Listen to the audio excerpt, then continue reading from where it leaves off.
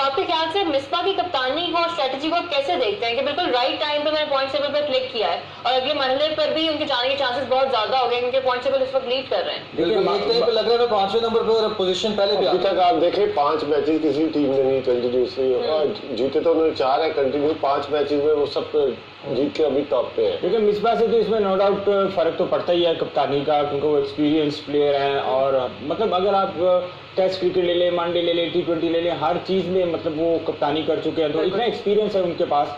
और फिर इसके बाद ये देखें पहले कुछ मैचेस में कप्तानी रोमान 2 मैचेस में गालिबन रोमान रईस ने कप्तानी की थी, लेकिन उसके बाद उस वक्त फिर इनके पास ही जो की प्लेयर आया था JP डुगनी भी नहीं था। बिल्कुल पब्लिक पवेलियन में जैसे हम बात कर रहे थे कि लाहौर की बहुत खुशी है, तो उसी खुशी में यहाँ पर एक क्रिकेट फैन मौजूद है, रियासत अली मलंगी, बहुत जबरदस्त सिंगर है, उनकी आवाज में गाना भी सुनेंगे। बिल्कुल हम अभी गाना हम चाहेंगे कि गाना सुने आपसे। थैंक यू, बड़ी मेहरबानी सर। और एक मिनट रुकिएगा, हमें क्लोजिंग की तरफ बढ़ना है नाज़रीन, और हम गाना भी सुनते हैं मलंगी साहब से, लेकिन आपसे कहना चाहूँगा कि अपनी कीमती राय से हमें ज़रूर आगाह कीजिएगा।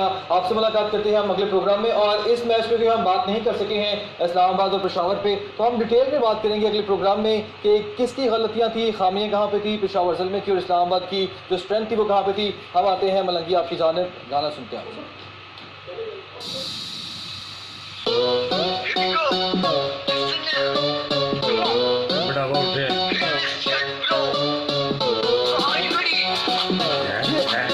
Hands